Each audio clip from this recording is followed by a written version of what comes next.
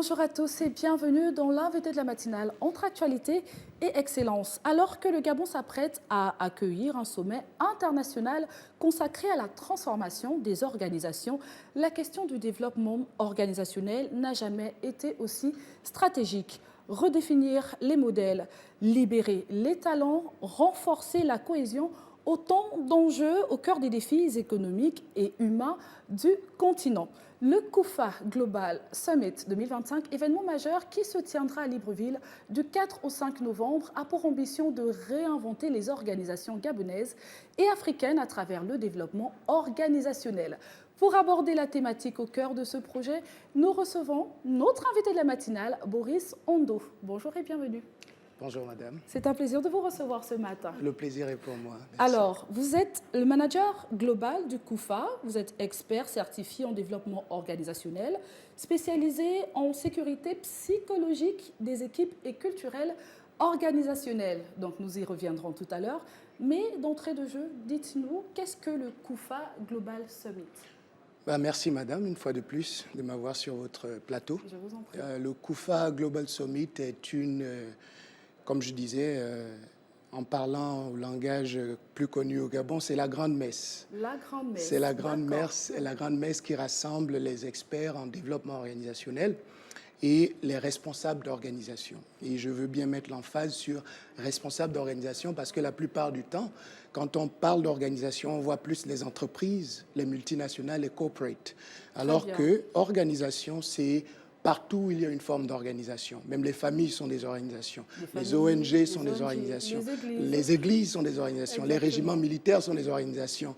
Les ministères sont des organisations. Donc partout où il y a une forme d'organisation, notre expertise aide ces organisations-là à mieux fonctionner, aide ces organisations à devenir plus performantes, plus optimales et plus efficientes. Très bien, donc nous retenons qu'il ne s'agit pas simplement d'entreprise, comme vous venez de le dire. Alors, c'est la 3e édition et vous avez choisi de venir au Gabon. Pourquoi ?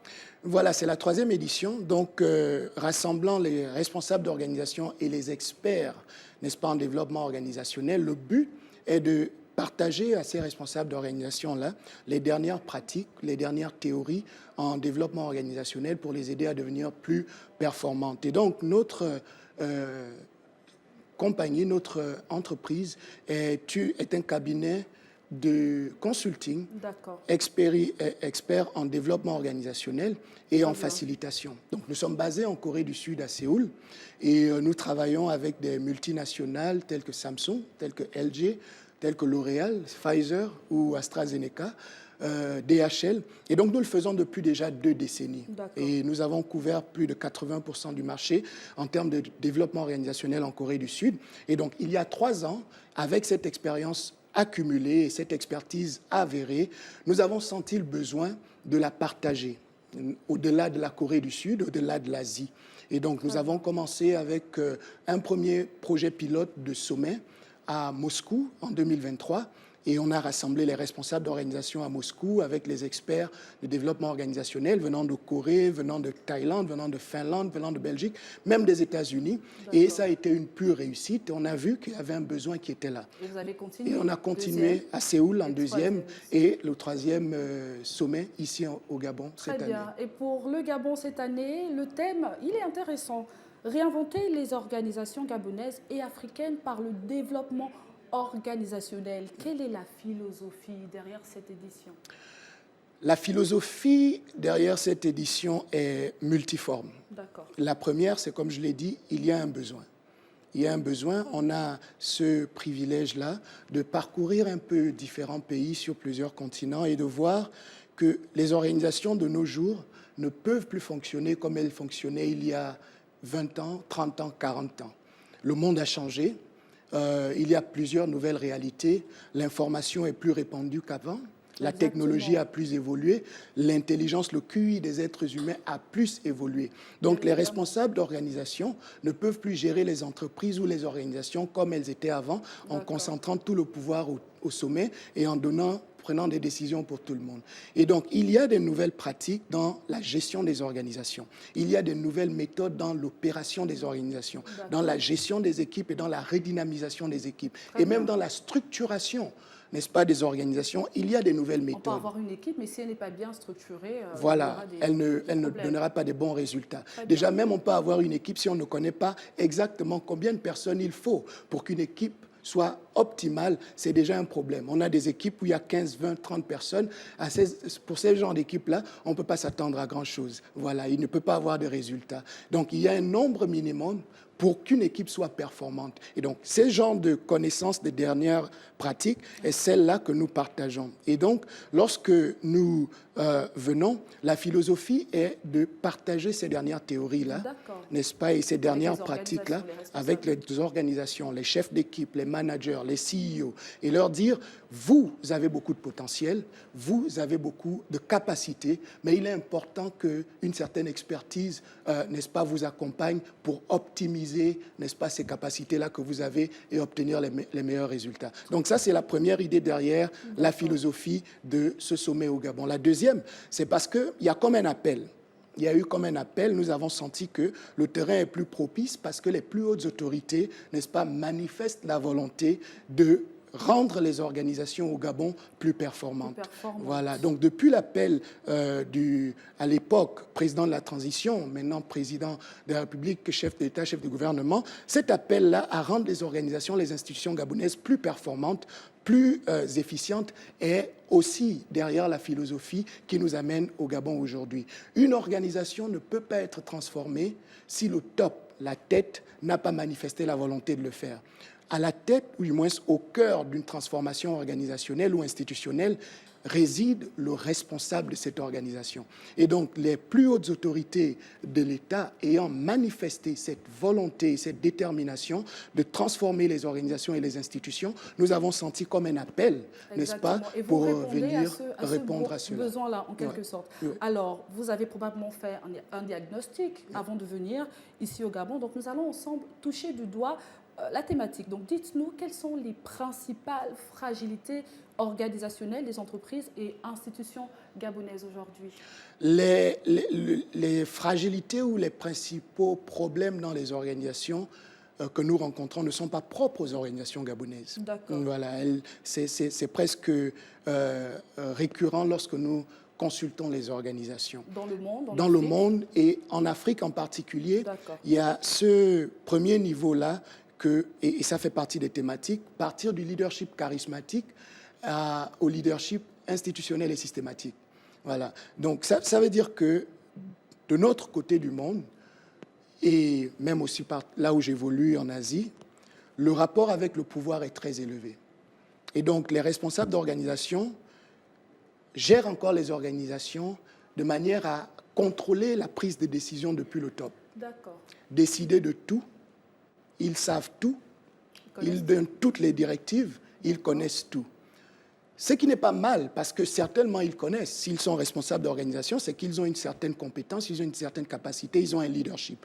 Sauf que le monde dans lequel nous vivons en ce moment évolue de telle sorte que l'information est répandue tellement que le leader ne peut plus être le seul qui connaît tout. Les gens sont devenus tellement intelligents, les recherches montrent que les 10-20 dernières années, le QI des êtres humains a été développé à plus de 10 fois. Donc, le leader connaît, mais les gens qu'il a employés aussi, qu'il a recrutés, connaissent aussi.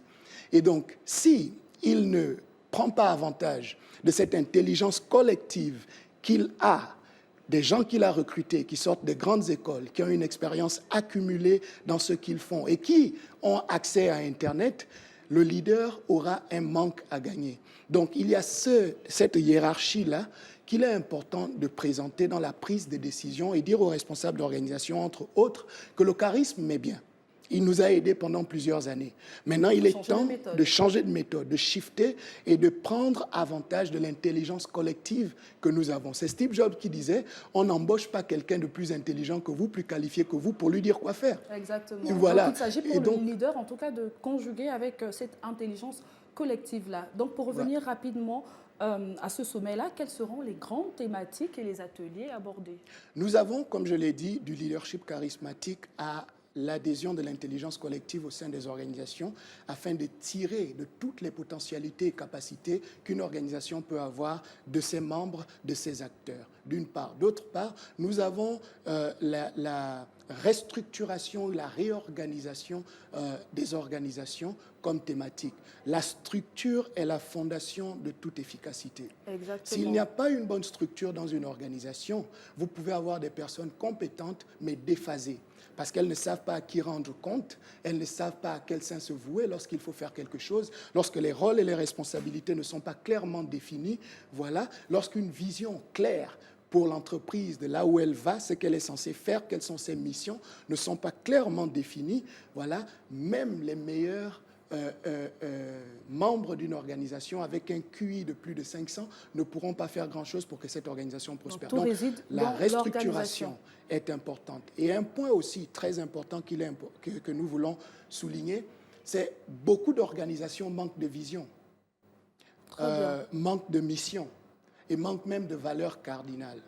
Et donc, si une organisation, à prime abord, à brûle-pourpoint, ne dit pas exactement à ses membres, voici où nous sommes, voici où nous allons, dans 5 ans, voici où nous devons être, dans 10 ans, voici où nous devons être, dans 20 ans, etc.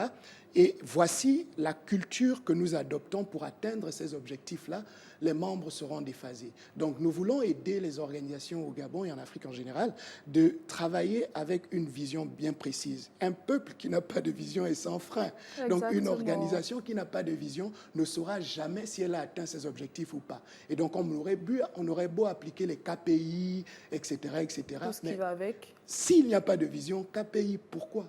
Pourquoi? Sans vision, pour aller où?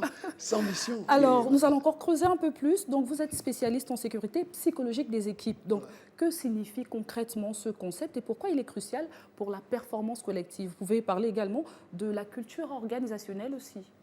La sécurité psychologique des équipes, effectivement, c'est un des domaines de ma spécialité, de ma spécialisation. La sécurité psychologique des équipes, la culture organisationnelle et la gestion interculturelle. Clairement, qu'est-ce que la sécurité psychologique des équipes? C'est tout simplement mettre le travailleur, le professionnel à l'aise dans son milieu de travail, dans ce qu'il fait, pour qu'il ne se sente pas menacé, qu'il ne se sente pas opprimé ou oppressé, qu'il ne se sente pas jugé ou condamné.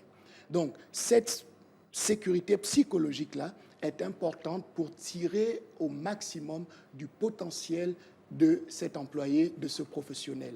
Si une personne ne se sent pas à l'aise psychologiquement dans son milieu de travail, elle va faire ce qu'on appelle le business as usual. Elle devient mécanique. Elle travaille sur les automatismes. Elle exécute tout simplement ce qu'on lui dit. Elle ne crée plus parce qu'elle sait que la prochaine fois où je donne une idée, elle ne sera pas respectée, elle sera balayée du revers de la main, elle sera même critiquée. À un moment donné, on peut se dire, mais lui, il se prend pour qui pour proposer ce genre d'idée? Donc, la sécurité psychologique au sein des équipes, c'est permettre aux membres d'une équipe déjà de sentir qu'elle appartient à une équipe. D'accord. Et en tant que telle, elle peut faire des propositions dans cette équipe. Elle peut poser des questions sans s'attendre aux représailles. Elle peut dire à n'importe quel moment, lorsqu'elle ne connaît pas quelque chose, elle peut se sentir libre pour dire... Poser la question. Je ne connais pas. Alors, comment est-ce qu'on fait? Nous courons après le temps, c'est très intéressant. Et bien évidemment, toutes ces questions, nous allons les retrouver lors de ce sommet global. Alors, rapidement, comment les dirigeants, managers et jeunes professionnels peuvent participer à ce sommet? Le sommet se tient déjà du 4 au 5 novembre à l'hôtel Nomade.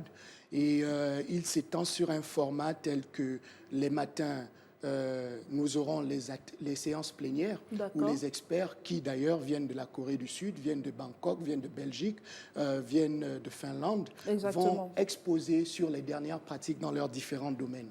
Donc, après les séances plénières, nous aurons les ateliers, les panels de discussion. Après les panels de discussion en soirée, en après-midi, nous aurons les ateliers intensifs de 3 heures pour leur donner des outils pratiques à utiliser dans les organisations. Très bien. Et donc, tous ceux qui sont intéressés par le sommet, les leaders d'organisation, les team leaders, les managers, peuvent tout simplement se rendre sur notre site s.gabon.summit@kufa-global.com. koufa.com.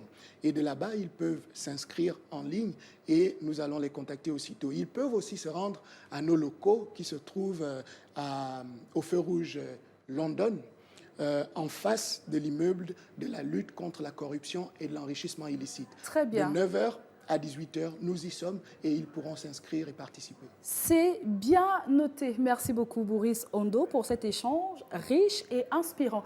Donc, pour les téléspectateurs, je rappelle que vous êtes le manager global du KOUFA, expert certifié en développement organisationnel, spécialisé en sécurité psychologique des équipes et culture organisationnelle. Et ensemble, nous avons parlé du KOUFA Global Summit 2025. C'était un plaisir d'être avec vous aujourd'hui. Tout le plaisir a été pour moi. Merci beaucoup. Merci. À vous également de nous avoir suivis. C'était un plaisir de vous servir. Le KOUFA Global Summit 2025 s'annonce comme un moment fort pour repenser la manière dont nos organisations fonctionnent, collaborent et innovent. Rendez-vous donc le 4 et 5 novembre 2025 pour 2 jours d'inspiration, d'apprentissage et de transformation. Bonne suite de programme sur Gabon 24.